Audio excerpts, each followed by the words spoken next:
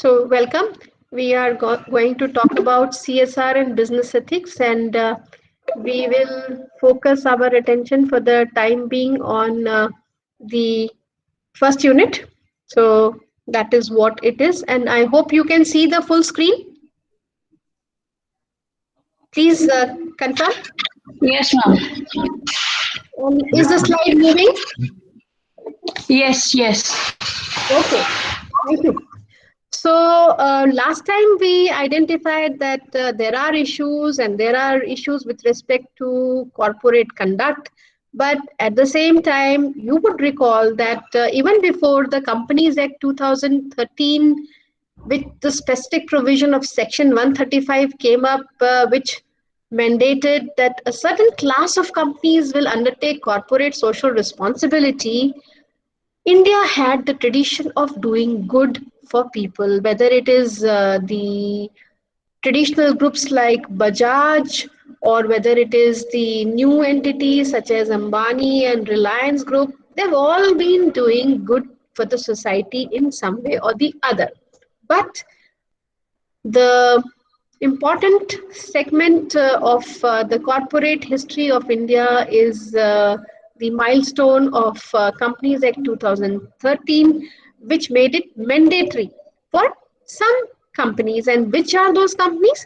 Any company with a net worth of 500 crore or more, or a turnover of rupees 1000 crore or more, or the net profit of rupees 5 crore or more will have to spend money on corporate social responsibility, and this will be through the constitution of a CSR committee, and this committee will be actually created out of the board of management directors. So three or more directors from the board of management may be taken up to constitute the CSR committee. And of these three, at least one has to be an independent director.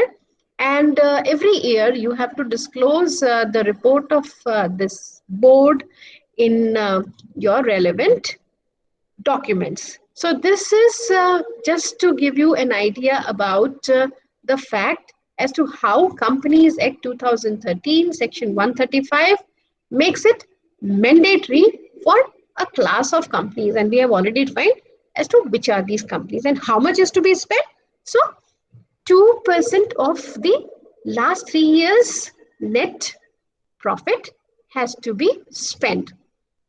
So as I mentioned to you, there is a board which will look into the CSR. Yeah. Yeah. Some students are in the lobby. Please let them in. Okay. Thank you. Thank you. Is it okay? Are there any more students? I don't see any more. Okay. So we were talking about the constitution of the committee. Okay. So this is one important part. And this company has to recommend the plan of action with respect to the priority sectors, where the money will go, how much money will go, and all such information. And now in January, we had a major new development, which is a new set of CSR rules. And we'll talk about these CSR rules also. So the committee has to give its recommendation to the board in terms of the CSR policy. And there is a Schedule 7, which so far was identifying which are the activities that can be taken up by this board for the purpose of CSR. But now with the new set of rules, what has been the change is the fact that companies have been told as to what are the activities which will not be, considered as CSR activities, and all other activities will be CSR. So other than set of some specific programs and activities, all other things will be falling under the purview of CSR under Schedule 7. So that is another major change that you can see.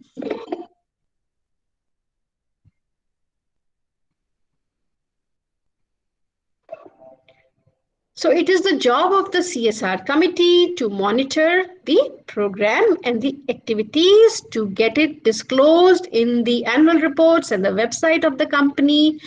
In fact, the new rule also makes it compulsory to have all the information available on the website, and it does away with the consideration of the local community or area, because pandemic is a new phenomena, and therefore the government has now identified that you cannot only be focusing on the local community or the area, because health is a priority area.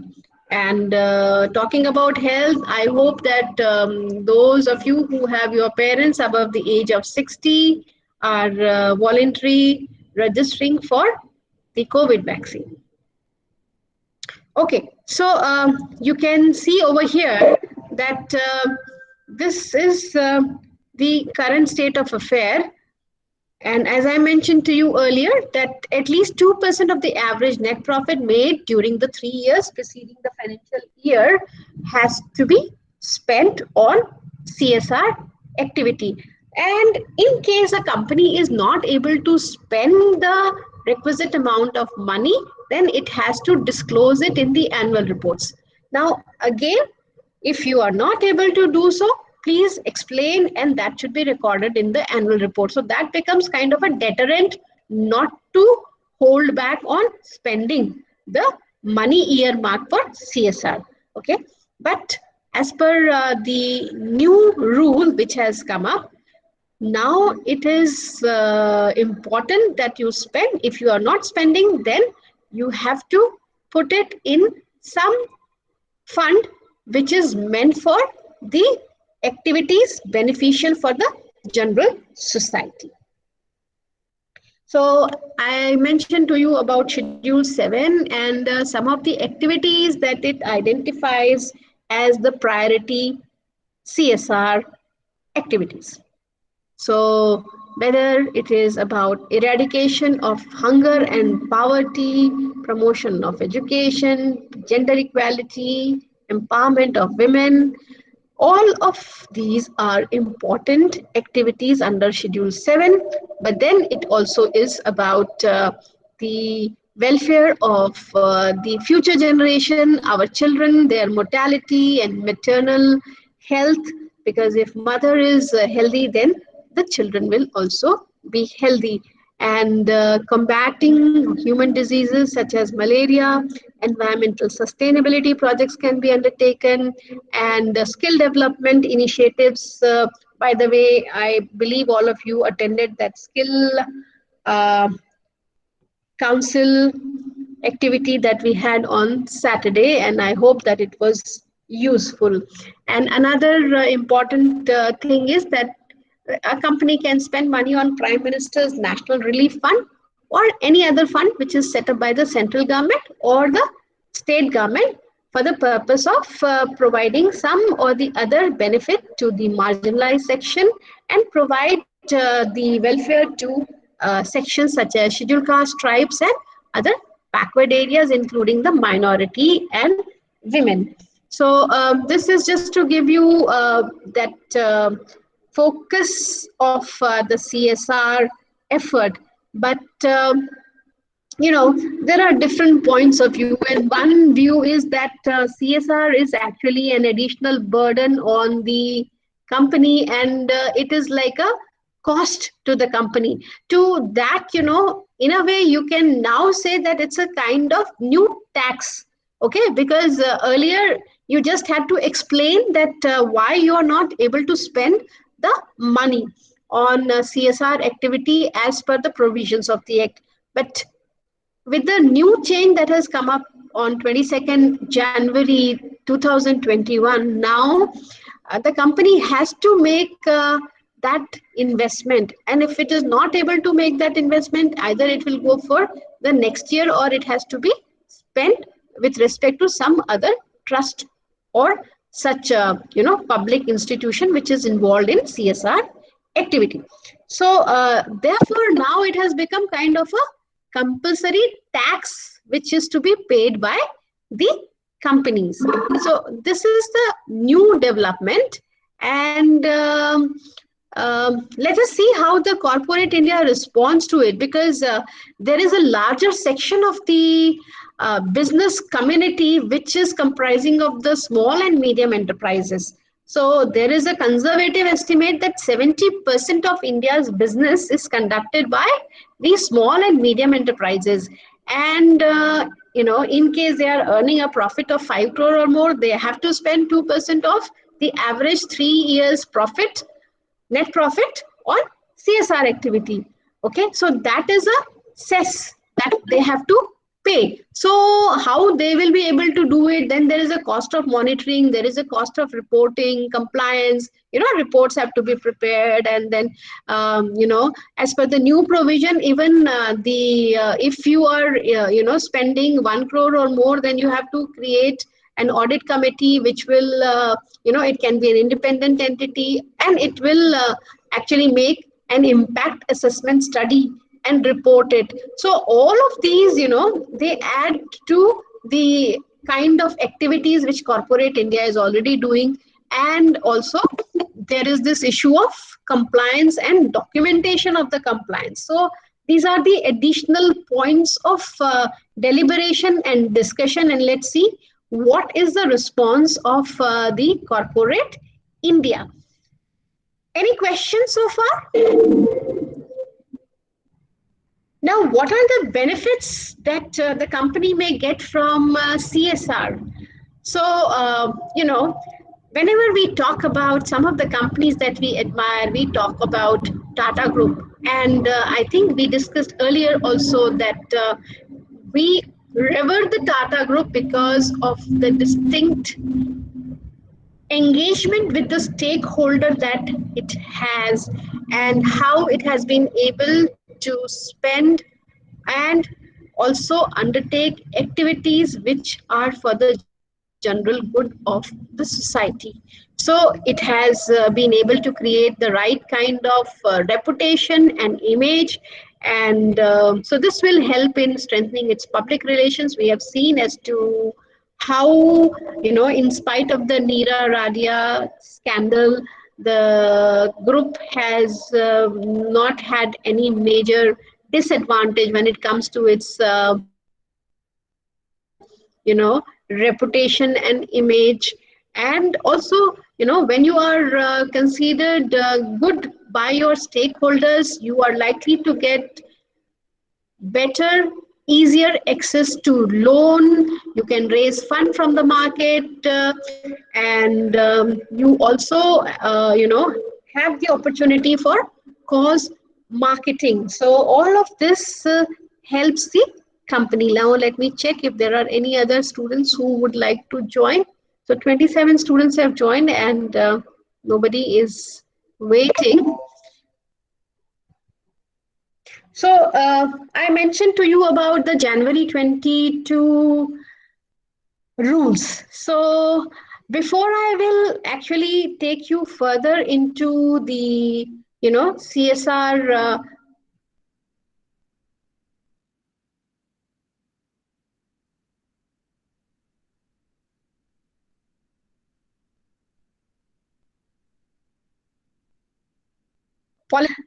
let us talk about the event. And when many of you will be appearing for campus interviews, and also on your own, you will be trying for employment opportunities. So create some kind of alert on your mobile so that everybody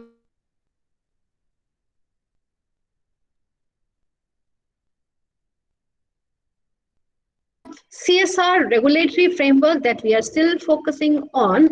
And the amendment rules is the focus of our discussion for the day. So these rules have actually amended the company's corporate social responsibility policy rule, which came up in 2014.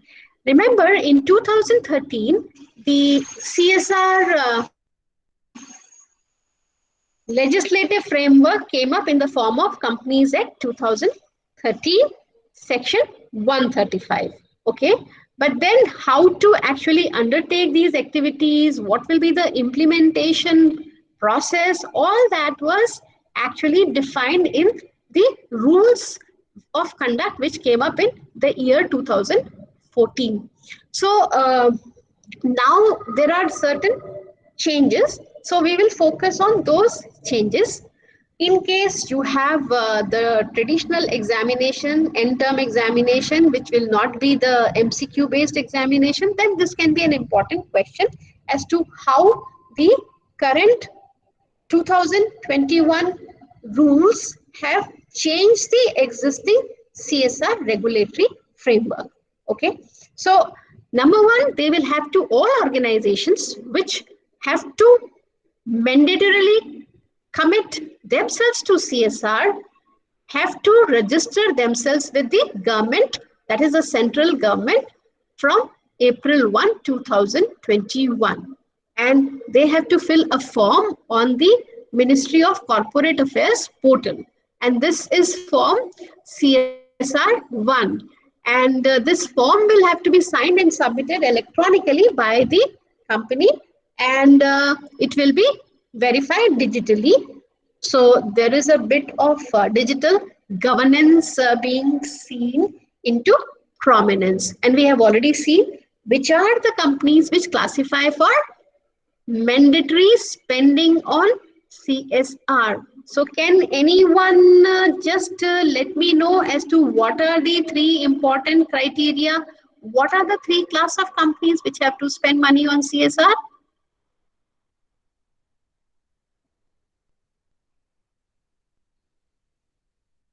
So as you can see over here, all organizations, I repeat again, with a net worth of rupees 500 crore or more, turnover of rupees 1000 crore or more, and net profit of rupees 5 crore or more have to spend. Okay, so 2% of the average profit of the previous 3 years. Okay, but if the company fails to spend that 2%, it will have to state the reason, and the fund will have to be transferred to any fund which has been notified by the government. And the new rule makes it mandatory that the CSR program or activity can only be implemented through a Section 8 company. Now, Section 8 company is the not-for-profit companies, which means that these companies do not declare dividend to their shareholders. So that is the important distinction. Okay. So Section 8 company, which was in the previous company law, it was Section 25 companies. So Section 8 company or a registered public charitable trust can only do a CSR project on behalf of a company. So any company which is into the business of doing charity, doing cause-related activities, and is prohibited from distributing dividends to shareholder in a is actually a Section 8 company, as I mentioned to you.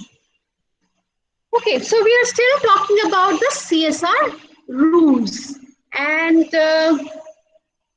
so many activities which were earlier conducting their CSR activities through the private trust will be affected by this new development.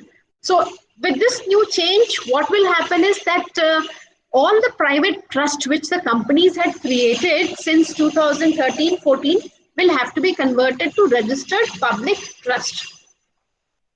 Okay, or if they are not doing that, then they cannot be the implementing agencies for the any specific program implementation. What is the difference between a public trust or a private trust?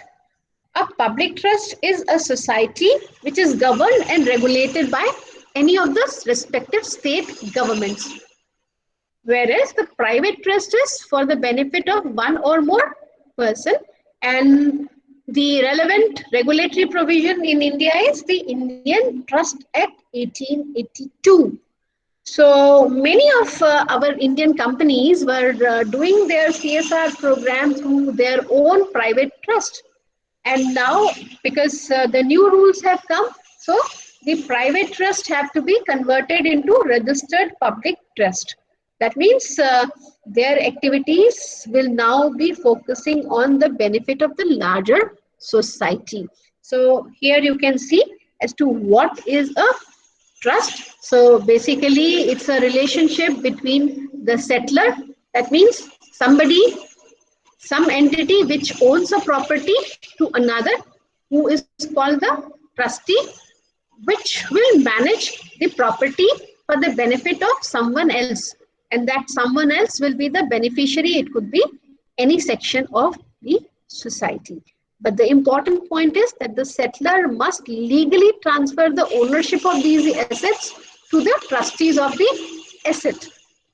So interestingly, when you look at the corporate structure in India, trust is the second most popular form of registration.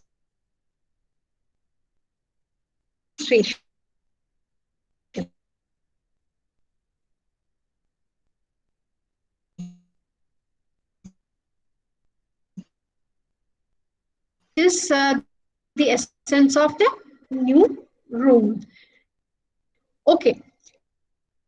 So, as I mentioned to you earlier the focus was on identifying on the activities which cannot be undertaken and classified as CSR.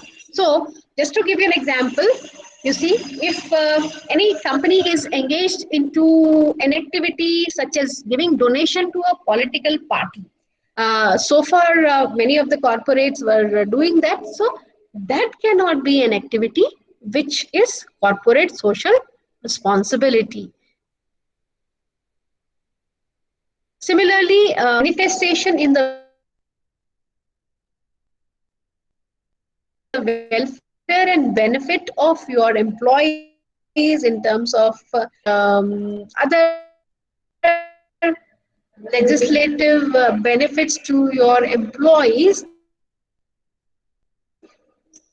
include, then this is not CSR. Similarly, suppose you are, having a franchisee in IPL. So you may say that, we are engaging ourselves into promotion and benefit of the sportsmen.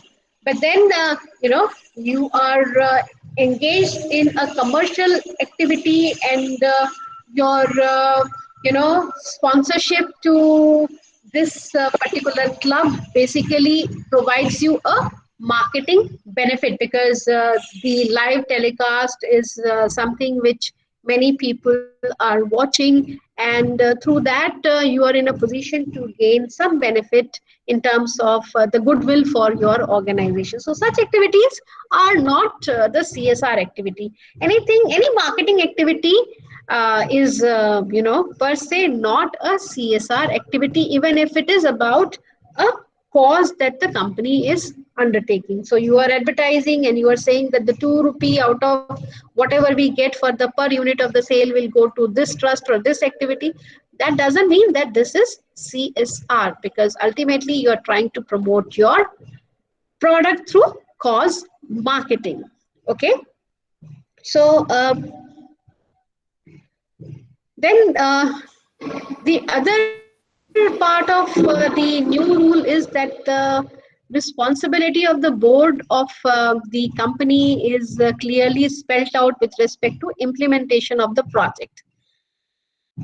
It is their responsibility to define a timeline, identify the objectives of the activity, and ensure that the funds are actually reaching the activity for which they are earmarked and not otherwise. And they are also given the autonomy to make any alteration if they feel that for the better implementation of the project this is required. For example, one of the project that can be undertaken is to create the repair of one of the um, highway or anything which has been affected, let's say, by the recent crisis that we had in Uttaranchal. Okay.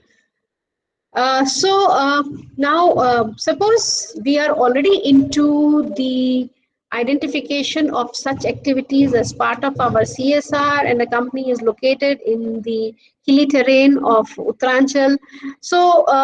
It can now make an alteration, and if they had identified a particular section of the road, so if you know they want, they can now divert that fund into a new set of the area that will be the point of action for repair and betterment. So those kind of alterations are allowed, and the board itself can take a call on that. But then there is rule 4. So rule 4 places an additional obligation on the chief finance officer of the company. So it has to be certified by the finance officer, that is the chief financial officer, CFO, or any person who is in charge of the financial management, that whatever was decided by the board in terms of the specific projects and activities, in terms of the objectives and the impact, is actually done, and the dispersal of the fund is as per the provisions of the relevant rules. Okay. So whether it is the engagement with some of the external organization, and when it comes to the design, evaluation, capacity building and monitoring of the projects, as well as the collaboration. So all of these are now permitted, and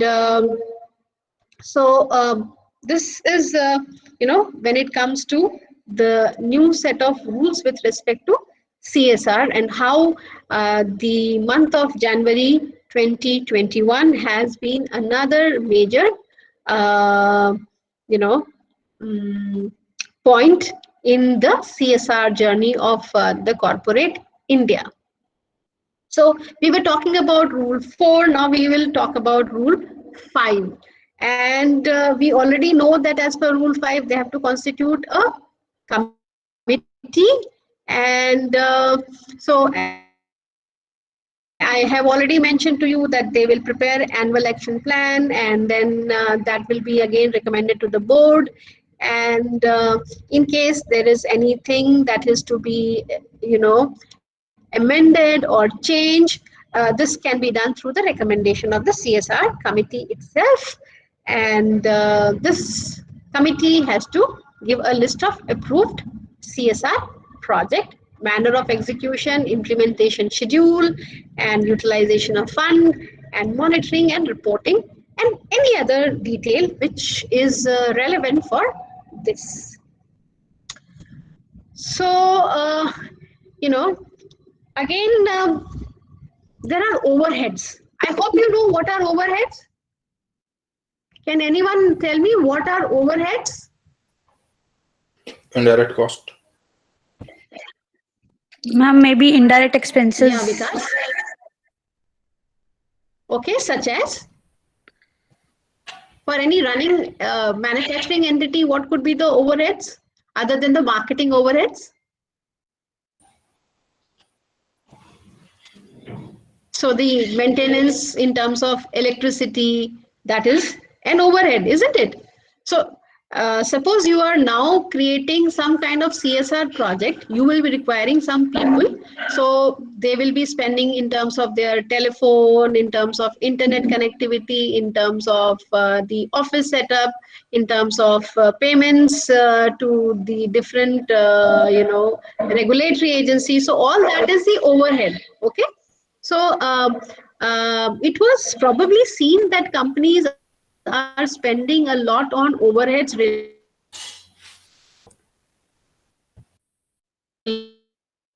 to CSR. So you cannot spend more than 5% in the name of the overheads related to CSR project. Okay. So this is the overhead. Okay, by a ma'am. company in a financial year to the administrative aspects of CSR cannot exceed 5% of the total CSR expenditure. Okay. And in case there is any excess funding arising out of this project, the amount cannot be diverted to any other activity which is meant for the profit of the company or for any other ancillary purpose. And it has to be now reinvested into the same CSR project.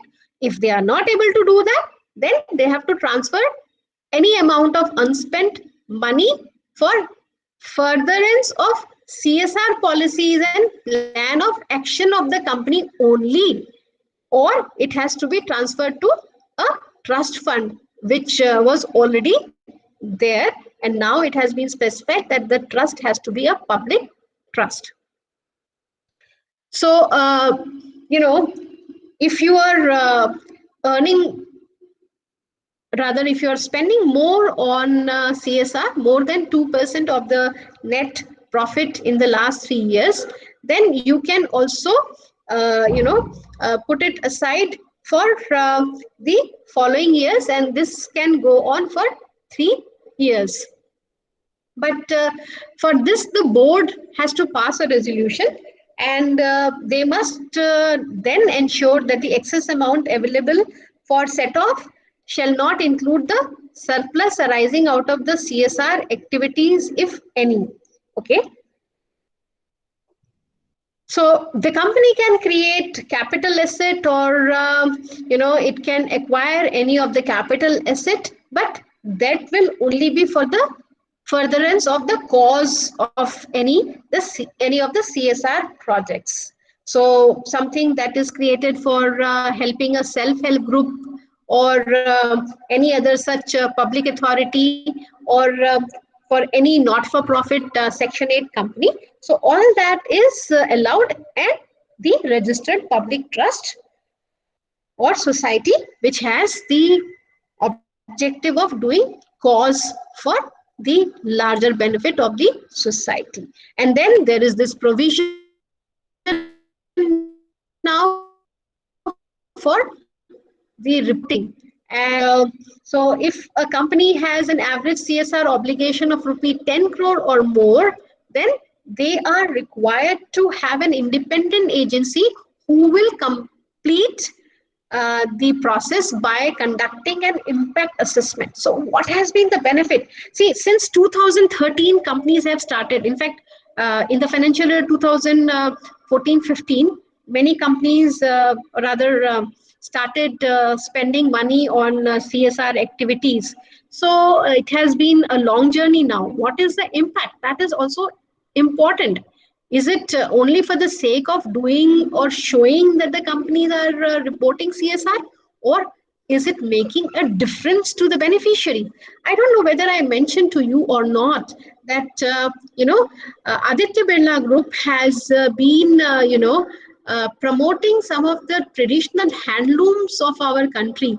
So they are collaborating with the traditional art. For example, let's say Kanjivaram is a kind of weaving and sari making craft that our craftsmen and the rural folk are having.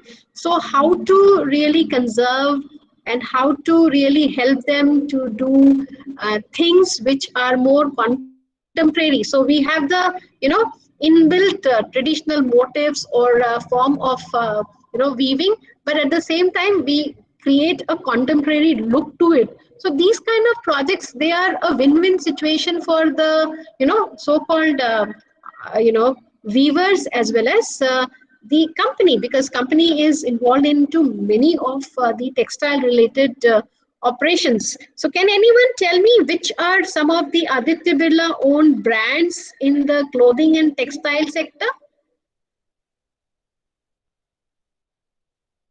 Anyone? I think so. Raymond.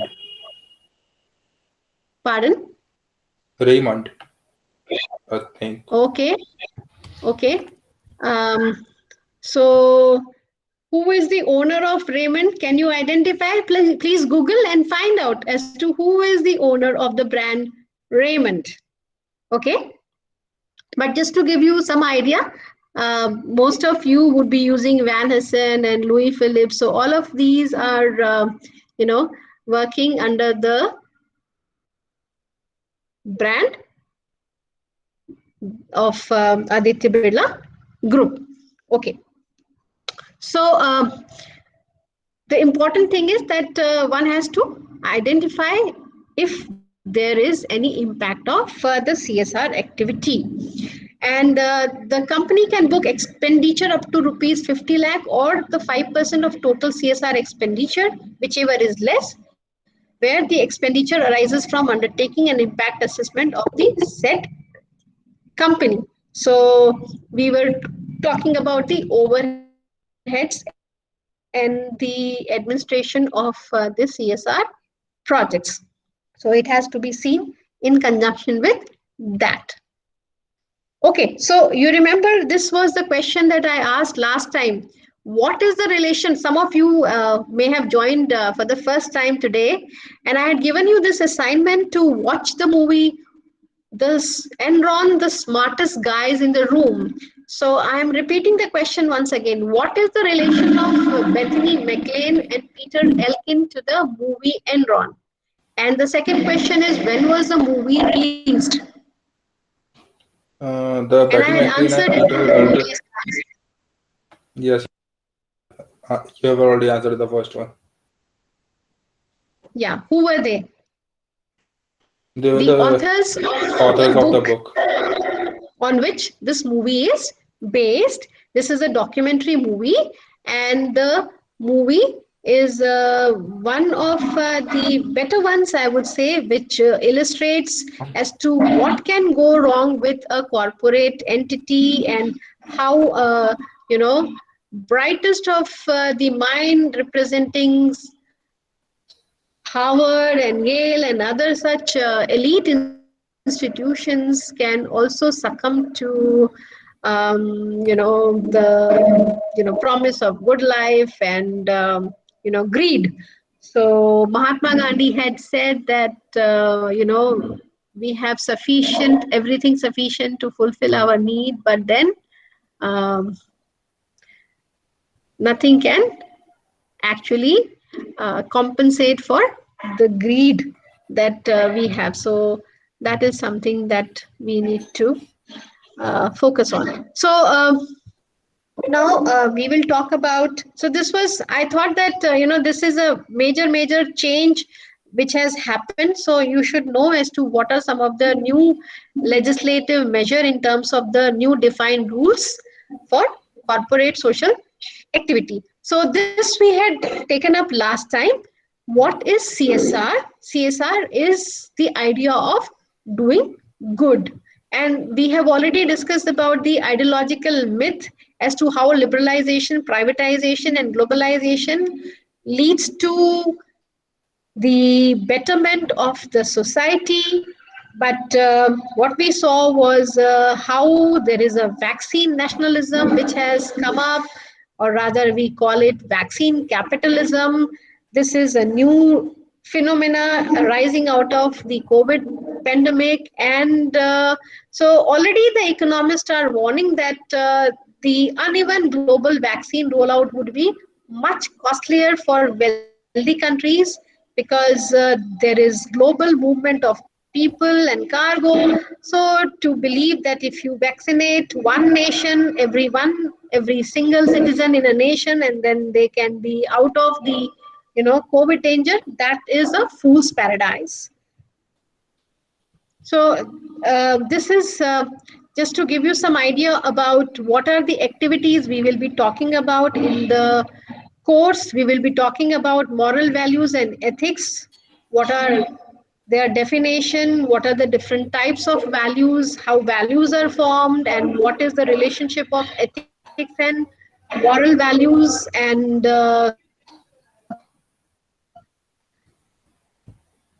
how they company.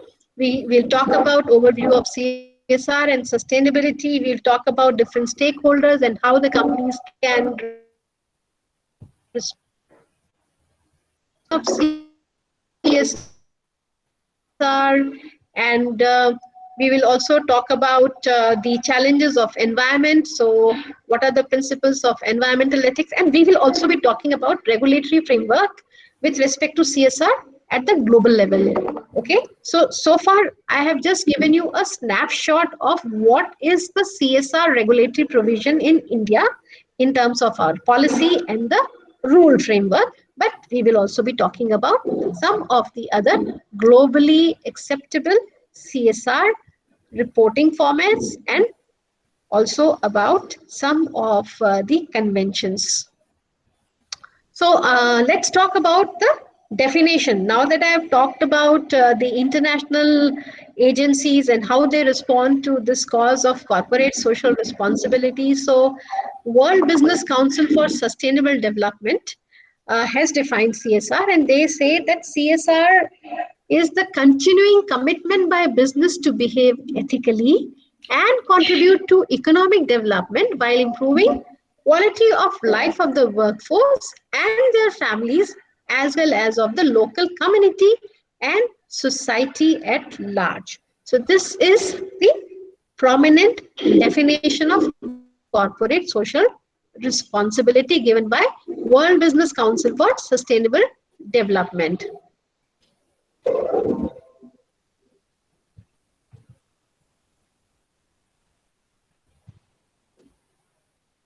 Are you able to see the slide? Yes, ma'am. Yes, ma'am. Okay.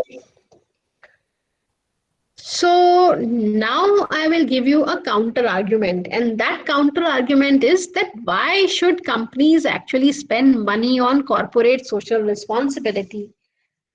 Am I not right when I say that the business of business is business? And the only social responsibility of business is to increase its profits. By the way, I am not saying that. This is the quote given by Milton Friedman. And Milton Friedman has been the advocate of an alternate view of CSR. And he believes that, if a corporate entity is not able to maintain, sustain, through profit making, how is it likely to help even its employees and the owners? Forget about the society in general. So if you are doing business ethically, if you are doing business using the sound principles of production and operations and utilizing marketing and you are earning profit, you are doing good. And wealth maximization of shareholder is the primary motto of the firm. So this is an alternate view, but then so many companies are already involved in philanthropy. Last time I asked you to mention about some of the Indian business entities and owners who are heavily into philanthropy, and you mentioned about anyone? Ratan Tata was mentioned, but other than Ratan Tata, Azim Premji. yes, Ma'am, Warren Buffett and Azim Premji. yes. So philanthropy is again about corporate citizenship, that is to do the right things, and most of these people have almost given up the major portion of their enterprise earning for the cause of philanthropy, for the larger good of the society. So whether it is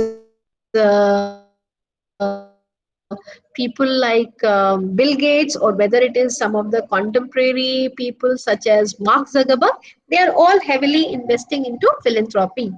Okay, so this is about the functioning of CSR. Now we will move to the next aspect, and that is the theories of corporate social responsibility. So far we are looking it from the practice lens. Okay, how do companies practice CSR? In particular in India, what is the legislative position, what are companies regulated to do for the cause of general benefit. And now we will talk about the theories of CSR. There are different authors who will interpret CSR in different ways. I just mentioned you about Milton Friedman, who is one of the leading authors related to CSR.